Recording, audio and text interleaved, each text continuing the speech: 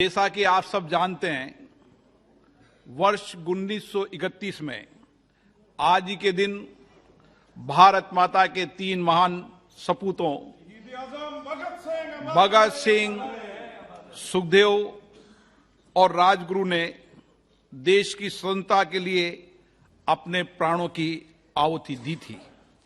इन महान वीरों ने भारत की स्वतंत्रता के लक्ष्य की प्राप्ति के लिए अल्प आयु में अपना सर्वोच्च बलिदान दिया और एक संविधान स्वाधीन एवं सशक्त राष्ट्र की नींव रखी। इन शहीदों की वीरता, शौर्य और देशभक्ति हमारे युवाओं और समस्त देशवासियों के लिए प्रेरणा की स्रोत रहेगी। इस अवसर पर हम इन महान सपूतों की शहादत को नमन करते हैं। हम सदन एवं समस्त राष्ट्र की ओर से इन अमर शहीदों को श्रद्धांजलि अर्पित करते हैं और अपने जीवन में उनके महान विचारों एवं आदर्शों के अनुसरण का संकल्प लेते हैं। माननीय सदस्यगण, अत्यंत दुख के साथ मुझे सभा को हमारे 3 पूर्व साथियों के निधन के बारे में सूचित करना है। श्री सत्यव्रत मुखर्जी पश्चिम बंगाल के कृष्णानगर संसदीय निर्वाचन क्षेत्र से 13वीं लोकसभा के सदस्य थे। श्री मुखर्जी मानव संसाधन विकास संबंधी समिति के सदस्य थे। उन्होंने रसायन और उर्वरक, सामाजिक न्याय अधिकारिता, अंतरिक्ष योजना, सांख्यिकी और कार्यक्रम, कार्यान्वयन मंत्रालय, वाणिज्य उद्योग मंत्रालय के अतिरिक्त प्रभार के साथ साथ ऊर्जा विभाग में केंद्रीय राज्य मंत्री के पद पर कार्य किया।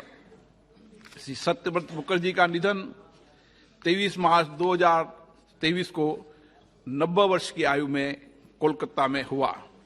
श्री सोहन पोटाई अविभाजित मध्य प्रदेश के राज्य के कांकेर संसदीय निर्वाचन क्षेत्र से 12वीं और 13वीं लोकसभा के सदस्य थे तथा छत्तीसगढ़ के कांकेर संसदीय निर्वाचन क्षेत्र से 4वीं और 15वीं लोकसभा के सदस्य थे। श्री पोटाई ने रेलवे, सूचना प्रौद्योगिकी, अनुसूचित जातियों, अनुसूचित जनजातियों के कल्याण तथा खाद्य उपभोक्ता मामलों और सार्वजनिक वितरण संबंधी समितियों के सदस्य के रूप में कार्य किया। श्री सोहन पोटाई का निधन 9 मार्च 2023 को 64 वर्ष की आयु में कांकेर में हुआ। श्री रंगास्वामी ध्रुव नारायण कर्नाटक के चामराज संसदीय निर्वाचन क्षेत्र से 15वीं और 16वीं लोकसभा के सदस्य थे। श्री ध्रुव नारायण रक्षा, सामाजिक न्याय अधिकारिता, प्राक्कलन, अनुसूचित जाति, अनुसूचित जनजाति के कल्याण तथा रसायन और उर्वरक समिति के सदस्य थे।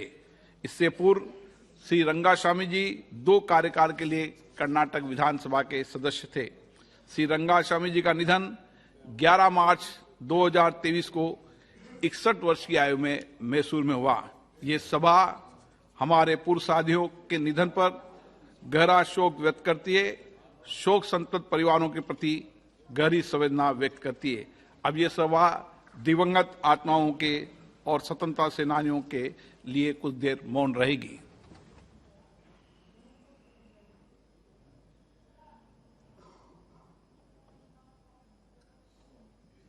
ओम शांति। भारत रत्न देना चाहिए सर।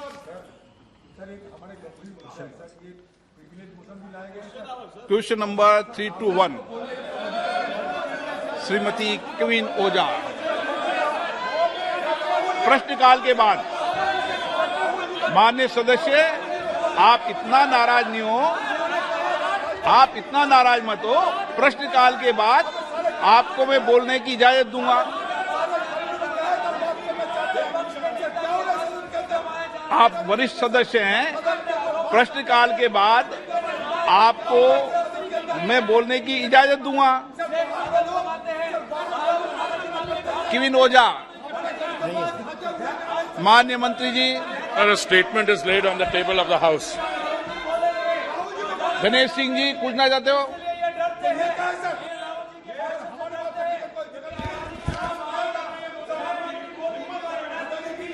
माननीय सभापति महोदय,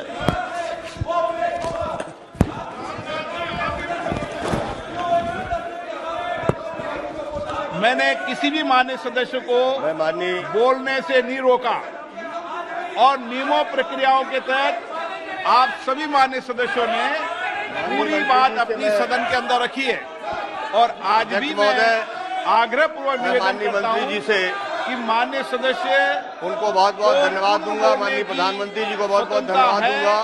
नियमों पूरे देश भर में सभी माननीय सदस्य 9 करोड़ से इस ज्यादा सदन में घरों बोल में सकते हैं। ये सदन महिलाओं के नाम से आपका जो अपना एलपीजी के कनेक्शन दिए गए हैं, यह भारत की आजादी के इतिहास में पहली बार ऐसा हुआ है और आज उन घरों में भी, झोपड़ियों में भी एलपीजी गैस अधीर पहुंच रंजन गई। जी, आपने कैसे फैसला कर लिया? जहां नहीं पर बोलने कभी दूंगा। कोई कल्पना नहीं ये किया मैं था। चेयर से बोल रहा हूँ एलपीजी कि मैं घरों, नियमों एलपीजी प्रक्रियाओं के कनेक्शन तहत बोलने की सिर्फ इजाजत बड़े घरों दूंगा। में हुआ करता था, लेकिन आज गरीबों के घर में भी एलपीजी के कनेक्शन पहुंच गए। मैं माननीय मंत्री जी से कहूंगा कि क्या मंत्री जी बड़े सिलेंडरों की जगह क्या छोटे सिलेंडर बनाकर क्या गरीबों को देने की तैयारी कर रहे हैं?